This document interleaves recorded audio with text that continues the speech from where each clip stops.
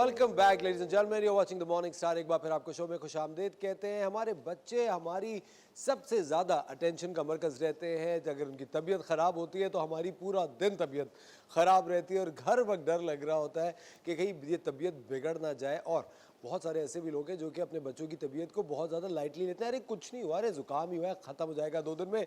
लेकिन कभी कभी ये जो छोटी छोटी एलर्जीज़ होती हैं ये बहुत बड़ी बड़ी बीमारियों में तब्दील हो जाती हैं। इनकी क्या वजूहात होती हैं? आजकल मौसम के चेंजेस की वजह से बच्चों में कौन सी नई सिकनेसेस हैं जो कि आ सकती हैं, आ रही हैं, और बच्चों से रिलेटेड, उनकी तबीयत से रिलेटेड आज हमारे साथ बात करने के लिए हमारे साथ मौजूद हैं डॉक्टर इब्राहिम यूसुफ साहब, पीडियाट्रिक कंसल्टेंट है। अस्सलाम वालेकुम डॉक्टर साहब। कैसे जी? बिल्कुल ठीक डॉक्टर साहब। आप एज़मा, एलर्जीज, न्यूट्रिशन और सिक किड्स में स्पेशलाइज करते हैं। डॉक्टर साहब मुझे एक बात ये बताएं, क्या गुजरते वक्त के साथ साथ बीमारियां भी तब्दील होती हैं? क्या आजकल सीजन में ये बीमारियां बच्चों में कॉमन हुई हैं? एक्चुअली बीमारियां तब्दील नहीं होती, रिसर्च नहीं आ रही होती है, जिसकी वजह से आप नई नई चीज़ें ढूंढ रहे होते हो, नई नई चीज़ें सामने आती हैं। जैसे एग्जांपल कोविड, कभी नहीं सुना था लेकिन आ गया। मंकी पॉक्स आपने कभी नहीं सुना था, now you are listening to it. तो नई रिसर्चेज हैं ये 1800 सदियों से पता नहीं कब से चीज़ें आ रही हैं। कोविड की आप हिस्ट्री देखें तो पता नहीं कब से चला आ रहा है, कब से नाम है उसका। मंकी पॉक्स है तो कब से है, स्मॉल पॉक्स था तो कब से था। तो नई नई चीज़ें हैं, नई नई रिसर्च होती है, नई नई चीज़ें सामने आ जाती हैं, तो आप वो डायग्नोसिस बनाते हैं। डायग्नोसिस बनने की खास बात ये होती है उसकी लैब इन्वेस्टिगेशंस, और साथ में जो है you can find out the treatments, नई रिसर्च ऑफ ट्रीटमेंट्स, नई रिसर्च ऑफ डिफरेंशियल डायग्नोसिस, नई रिसर्च ऑफ कि आप कैसे इसको प्रिवेंट कर सकते हो। ये इंपॉर्टेंट है। अच्छा डॉक्टर साहब, जब हम एलर्जी की बात करते हैं, बहुत सारी एलर्जीज़ को लोग एस्थमा समझ लेते हैं कि बच्चों को अगर ब्रीथिंग डिसऑर्डर हुआ हुआ है वो किसी एलर्जी की वजह से हुआ हुआ तो जो कि सही हो जाता है थोड़े दिनों में। तो इसमें डिफ्रेंशिएट कैसे करें? बहुत ज़बरदस्त सवाल है, एक्सेलेंट। और ये लोग बहुत कंफ्यूज रहते हैं। अस्थमा की एक डेफिनेशन है, उसको आप कभी भी किसी के साथ रिलेट नहीं कर सकते।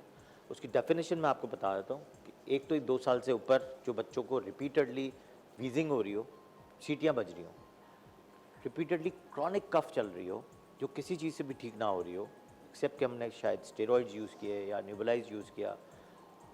दूसरा उसकी पहलू ये है कि एवरी वीक में कितने टाइम हुआ, नाइट में कितने एपिसोड्स हुए, दिन में कितने एपिसोड्स हुए, रिपीटेडली कितने फ्रीक्वेंटली हो रहा है, साल में कितने दफ़ा हो गया, तब आप जाके उसको अस्थमा को लेबल करते हैं। अदरवाइज इट्स अ ब्रोंकाइटिस या bronchiolitis, it's a viral illnesses जो उसी तरह प्रेजेंट करता है, बट अस्थमा नहीं होता।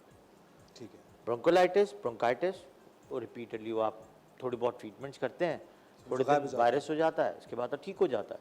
लेकिन कुछ लोग क्या करते हैं कि अगर महीने में एक दफ़ा हुआ है या 2 महीने में एक दफ़ा हुआ है तो कुछ दफ़ा वो दिमाग में प्रिपेयर कर लेते हैं कि ये अस्थमा है, लेकिन अस्थमा नहीं होता वो।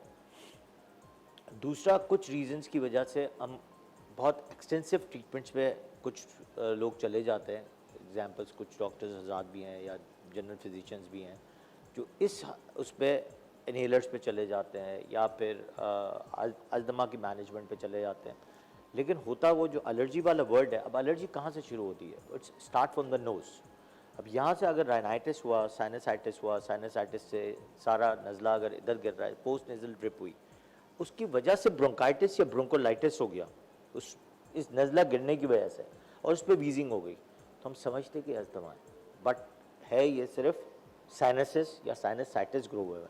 जब हम बहुत एक्सटेंसिव इसकी हिस्ट्री ले रहे होते हैं, फिर एग्जामिनेशन करते हैं, वहाँ हमें पता चलता है कि यार ये तो नीचे वाला हिस्सा तो इसमें इन्फेक्टेड ही नहीं है, ये सिर्फ ऊपर वाली कहानी है।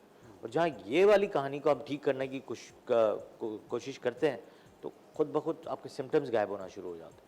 ज़बरदस्त। डॉक्टर साहब हमारे साथ मौजूद है ख़वातीन और हज़रात, अगर आपका कोई सवाल है तो आप कॉल करके अपना जवाब हासिल कर सकते हैं। वक्त हो जाता है एक छोटे से ब्रेक का, मिलते हैं आपसे ब्रेक के बाद।